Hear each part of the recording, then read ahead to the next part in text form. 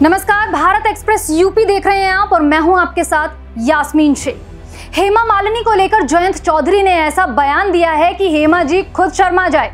उन्होंने कहा, मैं बचपन से हेमा मालिनी जी का फैन था। यह बयान आरएलडी प्रमुख जयंत चौधरी ने भरी सभा में दिया है। पूरा मामला आपको विस्तार से समझाते हैं। उत्तर प्रदेश की मथुरा लोकसभा सीट पर दूसरे चरण में 26 अप्रैल को वोटिंग होगी।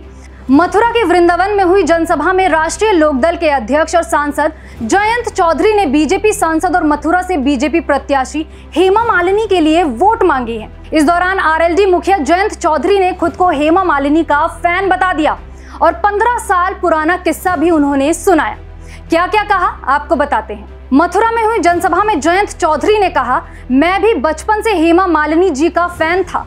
फिर हेमा जी 2009 में मेरे चुनाव प्रचार में आई। मुझे नहीं पता था कि हम फिर आमने सामने चुनाव लड़ेंगे। 15 साल हो गए, तो अगर मेरी और हेमा जी की कोई फिल्म बनती है तो उसका टाइटल होता 15 साल बाद, क्योंकि आज फिर से 15 साल बाद मैं इनके लिए प्रचार करने आया हूं। वहीं चुनावी सभा में जयंत चौधरी ने कहा कि मैं आपसे वादा करता हूं कि क्षेत्र की जवाबदेही हमारी होगी। इसके साथ ही उन्होंने कहा कि मैं वादा करता हूं कि भविष्य में हेमा मालिनी के सामने चुनाव नहीं लड़ूंगा। कोई कमजोरी मत आन देना। मैं हेमा जी को साथ अभी मंच साझा कर रहा था बलदेव में, वहां सभा में मैंने एक बात कही थी।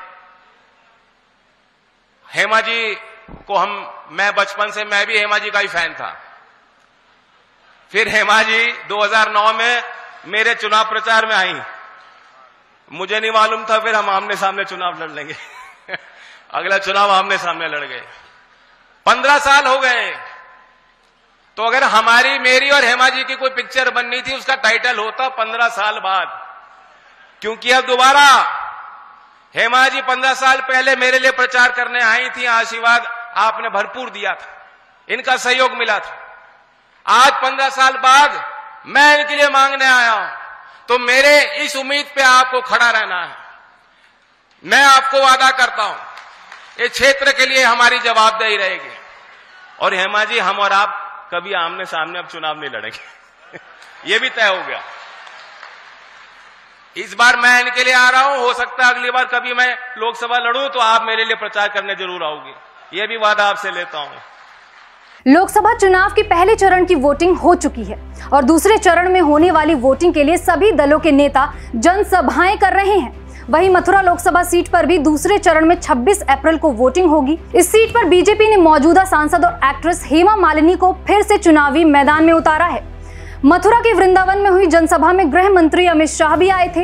इस जनसभा में अमित शाह ने कहा कि पहले चरण का मतदान हो चुका है और पहले चरण में कांग्रेस का सूपड़ा साफ हो चुका है।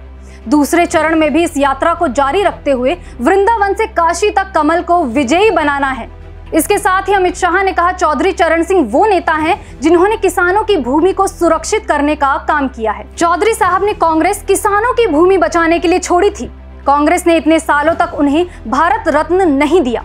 चौधरी चरण सिंह को भारत रत्न देने का काम पीएम मोदी ने किया है। ये जानकारी आपको कैसी लगी, हमें कमेंट कर जरूर बताएं और देश और दुनिया की बड़ी खबरों को जानने के लिए देखते रहें भारत एक्सप्रेस यूपी।